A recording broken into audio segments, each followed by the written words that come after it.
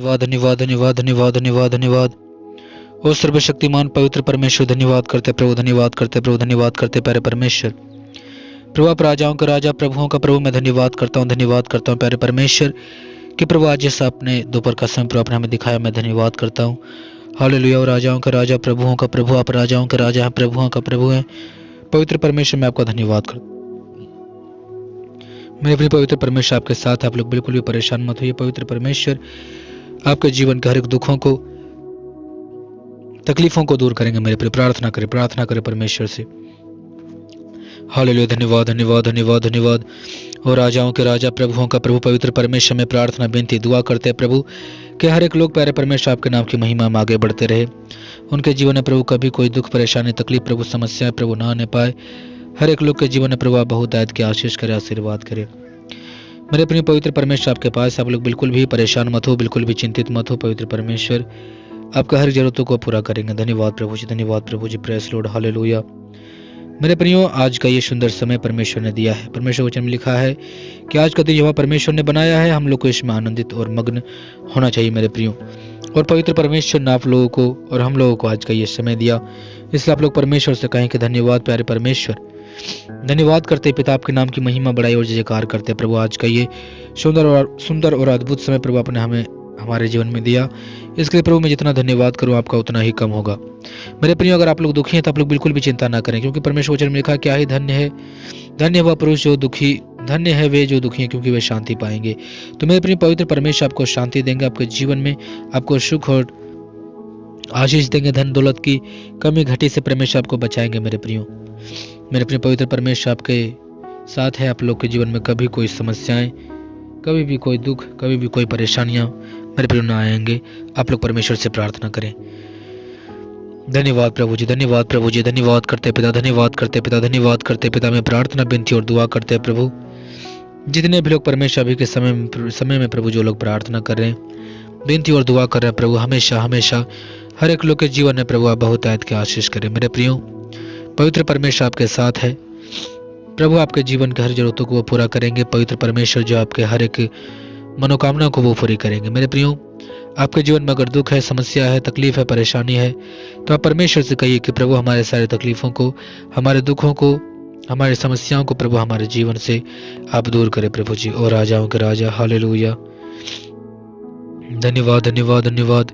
और स्तुति के योगी परमेश्वर, महिमा के योगी परमेश्वर पिता, मैं प्रार्थना, विनती, दुआ करते प्रभु जो लोग पिता परमेश्वर आपसे प्रार्थना कर रहे हैं, जो लोग इस प्रार्थना को देख रहे हैं, सुन रहे हैं, प्रभु उन्हें बहुत आयत की आशीष करे और आशीर्वाद करे। और राजाओं के राजा, प्रभुओं का प्रभु पिता, मैं प्रार्थना, विनती, दुआ करते प्रभु जिन लोगों के जीवन में जो भी गड़बड़ियां हैं प्रभु, जो भी तकलीफ है, जो भी समस्याएं हैं प्यारे परमेश्वर पिता, मैं प्रार्थना, विनती, दुआ करता हूं कि हर एक लोग प्रभु आपके नाम की महिमा में आगे बढ़े। मेरे प्रियो, पवित्र परमेश्वर जो आपके साथ हैं, वो आपके जीवन की कभी भी कोई परेशानियों को आपके नजदीक नहीं आने देंगे मेरे प्रियो। और आए भी तो आप लोग प्रार्थना कीजिए, परमेश्वर आपके जीवन से दुखों को वो दूर करेंगे। मेरे प्रियो, आपके जीवन में दुख परमेश्वर इसलिए लाते हैं ताकि आप लोग दुखों के द्वारा परमेश्वर में बने रहे, परमेश्वर से प्रार्थना करते रहे, उनसे विनती और दुआ करते रहे।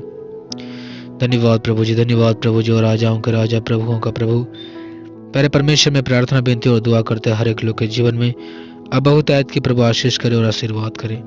जो लोग प्रभु जी आपकी महिमा में आगे बढ़ रहे हैं प्यारे परमेश्वर, उन सारे लोग को प्रभु जी बहुत आयत की आशीष करे।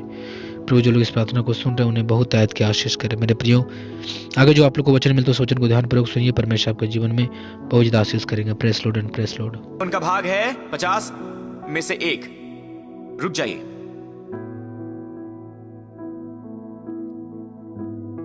ज्यादा किसे मिला? वो जो लड़ने गए थे, या वो जो उन्हें जो 500 में से 1 मिला, या उन्हें जो 50 में से 1 मिला? कौन ज्यादा? मुझे आपका हिसाब तो नहीं पता, पर मुझसे अच्छा ही होगा। तो खैर, मैं इसे आसान बना रहा हूं। वो जो 500 में से 1 देते हैं, उनके लिए ज्यादा बचता है, उन्हें ज्यादा मिलता है, या वो जिन्हें 50 में से 1 देना पड़ा? 500 में से 1। दरअसल बाद वाले ने 10 गुना ज्यादा दिया है। बाद वाले वो लोग हैं जो पीछे रह गए थे, उन्हें 10 गुना ज्यादा देना पड़ा है। उनके पास कम बचता है, उनसे जो लड़ने को गए थे उन्हें कहीं ज्यादा मिलता है। यही प्रभु ने मुझसे कहा तुमने जो भी प्रचार किया है, जो उपदेश दिया है, जो भी लूट का धन तुम्हें मिला है वचन पर मेहनत करने से, ये केवल तुम्हारे लिए नहीं है, ये पूरी मसीह की देह के लिए है। पर बेटा, क्योंकि ये मैंने तुम्हें दिया है, जो कोई भी तुम्हारे उपदेश का प्रचार करता है, यदि वो इसे अपनाते नहीं है, वो इसे देखते नहीं है। मेरी तुमसे निकटता उनके मुकाबले में ये अपने ही तरह की है। क्या आप ये समझ पा रहे हैं? वो जो प्रकाश प्राप्त करते हैं, हालांकि प्रकाश हम सब के लिए है, पर उसे प्राप्त है क्योंकि ये उसे एलियाजर को दिया गया है, जो क्या सिंबलाइज करता है? परमेश्वर से निकटता। इस सिलसिले में ये परमेश्वर के निकट होता जाता है। अब उनके बारे में क्या जो लड़ाई पर नहीं गए, वो लोग जिन्होंने 50 में से 1 दिया। ओके, यहां लिखा है, फिर इजराइलियों के आधे में से क्या मनुष्य, क्या गाय, क्या बैल, क्या गधे, क्या भेड़, क्या बकरियां, क्या किसी प्रकार के पशु पक्षी हो, 50 के पीछे 1 लेकर यहोवा के निकट की रखवाली करने वाले लेवियों को दो। जी हाँ, यहोवा के निवास की रखवाली करने वाले लेवियों को दो। यहां लिखा है लेवियों को दे दो। उन्होंने याजक को नहीं दिया, ये याजक को नहीं मिले। यहां कुछ लोग हैं जो मेहनत करते हैं, वो जो वचन में मेहनत करते हैं, वो एक प्रकार की लड़ाई है जिसमें हम शामिल हैं। आज हम लोगों से लड़ाई नहीं करते हैं। ओके पास्टर, इसमें हैरानी नहीं कि मैं आपको बता दूं, जब मैं पार्क करने की कोशिश कर रहा था, किसी ने मेरी जगह लेने की कोशिश की, मैं बाहर आया उससे लड़ने के लिए। नहीं दोस्त, ये बेवकूफी की श्रेणी में आता है। आमीन। आज हमारी लड़ाई आत्मिक है। मैंने कहा आज हमारी लड़ाई आत्मिक है। तो जब आप लड़ाई लड़ रहे होते हैं तो इसका क्या मतलब है? आप उस दिन परमेश्वर की सेवा नहीं करना चाहते हैं, वो भी एक लड़ाई है। पर आप चुनते हैं उन शक्तियों से लड़ना यीशु के नाम पर, और फिर भी प्रभु की सेवा करते हैं। आप लड़ते हैं थकान के विरुद्ध, आप लड़ते हैं शिथिलता के विरुद्ध, और वो शक्ति जो परमेश्वर देंगे वो पहले से कहीं ज्यादा अधिक होगी। आप में वो थकान की स्थिति थी और वो सब। क्या आप सुन रहे हैं? आप में से जो प्रभु की सेवा कर रहे हैं, आप मेहनत कर रहे हैं, आप लड़ाई कर रहे हैं, आप मेहनत कर रहे हैं। अब कई बार हम लड़ाई में होते हैं क्योंकि शैतान हम पर हमला कर रहा होता है। तो कुछ लोग कहते हैं कि नहीं नहीं, परमेश्वर केवल अच्छाई ही लाते हैं, जबकि मुसीबत ये कुछ इस तरह है कि आप भला कर रहे हैं, ठीक है, आप यीशु की गवाही दे रहे हैं, और फिर मुसीबत आती है। जी नहीं, कहीं भी लड़ाई की सीमा उस परीक्षा तक सीमित नहीं है। क्या आप जानते हैं कि बाइबल में लिखा है कि कुछ होता है आपके कुछ देर दुख उठाने के बाद। 1 पतरस 3:5 में यहाँ ये नहीं लिखा है कि परमेश्वर आप पर दुख डाल दें। दरअसल आप ये देखने वाले हैं कि आपको दुखी कौन करता है। आमीन। हम सब दुख उठाते हैं। जैसे इस समय जानते हैं आप ड्रग्स की दास्तां में हैं, और आप कुछ प्रेस्क्रिप्शन वाली दवाइयों के लत में भी हैं। आप दुख उठा रहे हैं। यह आपका उत्तम जीवन नहीं है। आमीन। मैं सच कर रहा हूं, यह आपका उत्तम जीवन नहीं है, आपका उत्तम जीवन। ओके, परमेश्वर जो सारे अनुग्रह का दाता है, जिसने तुम्हें मसीह में अपनी अनंत सीमा के लिए बुलाया है। मुझे यह शीर्षक बहुत पसंद है, सारे अनुग्रह का दाता। सारे अनुग्रह का दाता परमेश्वर, सारे अनुग्रह का दाता। किसी को इस पर गाना लिखना चाहिए। सारे अनुग्रह का दाता जिसने तुम्हें मसीह में अपनी अनंत महिमा के लिए बुलाया है। उसके बाद कहे 3 बार आपके दुख उठाने के दौरान नहीं, पर उसके बाद जब आपने दुख उठा लिया है, ये सभी अनुग्रह का दाता परमेश्वर आपको परफेक्ट बनाएगा, स्थापित करेगा, मजबूत करेगा, आपको सेटल करेगा। और इस शब्द शक्ति को सीमित ना करिए। हालांकि प्रमुख इस्तेमाल यहां आत्मिक है, बाइबल में शक्ति शारीरिक शक्ति के लिए भी इस्तेमाल होती है। तो परमेश्वर कह रहे हैं कि उसके बाद भी है। उसके बाद क्या? दुख उठाने के बाद। और जिन्होंने दुख नहीं उठाया है, ये प्रतिज्ञा उनके लिए नहीं है। पर सारे अनुग्रह के दाता परमेश्वर ने कहा है कि उसके बाद, आपके दुख उठाने के बाद, तैयार हो जाइए संपूर्णता के लिए, तैयार हो जाइए और अधिक शक्ति के लिए, तैयार हो जाइए और अधिक कायम हो जाने के लिए, स्थायित्व के लिए। लोग आपसे कहेंगे कुछ ऐसा है जो आप में अलग हो गया है। पिछले साल मैं आपसे मिला था, लेकिन इस साल आप कुछ अलग दिख रहे हैं, आप कुछ स्थिरता है, आप एक लीडर हैं, और मुझे महसूस होता है जैसे मैं एक रॉक की तरह मजबूत हूं। आप जानते हैं मैं क्या कह रहा हूं?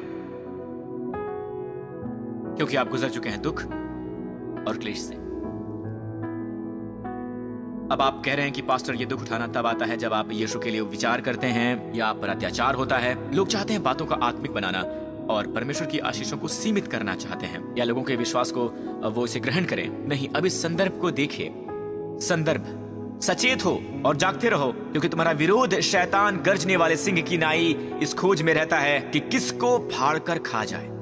विश्वास में दृढ़ होकर और ये जानकर उनका सामना करो कि तुम्हारे भाई जो संसार में हैं ऐसे ही दुख भोगते रहे हैं, पर सारे अनुग्रह का दाता परमेश्वर जिसने हमें बुलाया है। आप ये देख सकते हैं वचन 10 किसके बाद आता है? ये शैतान का हमला है। तो शैतान आप पर भी हमला करता है। क्या आप सुन रहे हैं दोस्तों? अपेक्षा कीजिए और मजबूत होने की, क्योंकि आप पर हमला हुआ है। अपेक्षा कीजिए, सारी बातें अच्छी निकल कर आएंगी। चले मैं आपको हवाला देना चाहता हूं भजन 66 का। भजन संहिता 66 में लिखा है, हम समाप्त कर रहे हैं। तूने घुड़चढ़ों को हमारे सिरों के ऊपर से चलाया। क्या आपने महसूस किया है कि कई बार आप परमेश्वर के अनुग्रह को स्वीकार करते हैं और वो सब, और फिर भी मनुष्य आपके सिरों पर से गुजर जाते हैं। दूसरे लोग निडर बन जाते हैं उन प्रमुख व्यक्तियों के, और आप अपनी नौकरी में एक बहुत ही निचले पद पर हैं या जो कुछ भी है, लोग आपके सिर के ऊपर से गुजर गए हैं। आपने ऐसा महसूस किया? किसी ने भी नहीं। बढ़िया, बहुत अच्छा। उम्मीद है कि ऐसा ना हो। दाऊद ने परमेश्वर से कहा, तूने घुड़चढ़ों को हमारे सिरों के ऊपर से चलाया, हम आग और जल से होकर गए, परंतु तूने हमको उबार के सुख से भर दिया है। ध्यान दीजिए, यदि आप आग से गुजर चुके हैं तो आप पर मनुष्य दबाव डाल रहे हैं, आप पर जबरदस्ती कर रहे हैं, लोग आपका लाभ उठा रहे हैं आपके काम करने के स्थान पर, और आप ऐसा महसूस कर रहे हैं कि मैं गुजर चुका हूं आग से और मैं गुजर चुका हूं पानी से। तो फिर आप इसके लिए तैयार हो जाइए। परमेश्वर आपको निकालते हैं बाहर। हमेशा एक बाहर आना होता है, और पता ये तब होता है जब आप बाहर जाते हैं। बाहर जाना अंदर आने की तरह बिल्कुल नहीं होता। परीक्षा में आप अंदर जाते हैं, आप ये देखिए, आप इस स्तर पर अंदर आते हैं और आप बाहर निकलते हैं एक धनवान और ऊंची जगह पर, एक धनवान स्थान पर। और ये केवल एकमात्र जगह है, यही वो एकमात्र जगह है सिवाय उस जगह के जो इब्री में देखिए रिवाया जहां प्रकट होता है। और ये 2 बार इस्तेमाल किया गया है, धनवान स्थान। असल में ये शब्द ओवरफ्लोइंग कहां से आता है? गेस कीजिए, भजन संहिता 23, माय कप रिवाया, मेरा प्याला भर के छलक रहा है। तो प्रभु आपको ऐसे स्थान पर नहीं लाते हैं जहां धन नहीं है, बल्कि वहां उभार है, ओवरफ्लो है। भजन संहिता 4 में यह लिखा है, वचन 1, हे मेरे धर्म में परमेश्वर, जब भी मैं तुझे पुकारूं तब तू मुझे उत्तर दे, जब भी मैं सकेती में पड़ा तब तूने मुझे विस्तार दिया। क्या परमेश्वर आपको विस्तार देंगे? बाय द वे, मुझे न्यू किंग जेम्स पसंद नहीं है, जिसमें लिखा है कि तूने मुझे छुटकारा दिया है, पर यह छुटकारा नहीं है। वहां इब्री में शब्द है, और बहुत से अन्य वर्जन में भी यह इस्तेमाल हुआ है, और वो शब्द है रेहोबोम, उसका नाम, और इसका मतलब है विस्तृत जगह बनाना। जब परमेश्वर जगह बनाते हैं वहां वो शब्द है रहोबोम, इसका इस्तेमाल हुआ है बड़े कमरों के लिए, बड़े कमरे। तो यहाँ ये ठीक है। ओल्ड किंग जेम्स में लिखा है, जब तूने मुझे विस्तार दिया। प्रभु आपको कब विस्तार देते हैं? मैं वजन बढ़ाने की बात नहीं कर रहा हूँ, उसकी फिक्र मत करो, उसे एक तरफ रख दो। जब प्रभु विस्तार देते हैं तो ये स्वास्थ्यवर्धक होता है। वो आपके स्वास्थ्य को विस्तार देते हैं, वो आपकी शक्ति को विस्तार देते हैं, वो आपके प्रभाव को विस्तार देते हैं, वो आपकी पहुंच को विस्तार देते हैं, वो आपकी सीमाओं को विस्तार देते हैं, वो आपके परिवार को विस्तार देते हैं। तो प्रभु आपको कब विस्तार देते हैं? इससे पहले कि आप सकेती में हो, जब आप शांति में हो, तो वहां क्या कहते हैं? तब तूने मुझे विस्तार दिया, जब मैं सकेती में था। जी हां, सकेती में। क्या आप सकेती में हैं इस वक्त? देखिए, मैं आपके फलों के बारे में बात कर रहा हूं, मैं बात कर रहा हूं लूट के बारे में, मैं आपके लूट के धन की बात कर रहा हूं। जब इस तरह की बातें होती हैं तो तैयार रहिए। किसके लिए? बढ़िया के लिए, सुख के स्थान के लिए। आप बाहर आ रहे हैं, आप बाहर आ रहे हैं, आप बाहर आ रहे हैं। ये नहीं होता यहां तक कि मृत्यु की छाया की घाटी में जब आप इससे गुजरते हैं, आप वहां जाकर रुकते नहीं हैं, ठीक है? आप मृत्यु की छाया की घाटी से गुजरते हैं। दूसरी ओर क्या इंतजार कर रहा था? निश्चय ही अच्छाई और दया आपके पीछे लग जाएगी, और आप कभी भी वहां रुकने की परीक्षा में नहीं रहेंगे।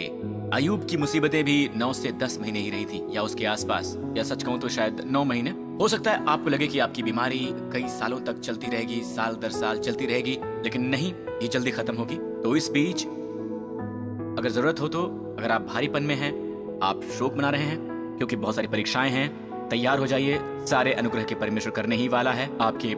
धन्यवाद धन्यवाद धन्यवाद।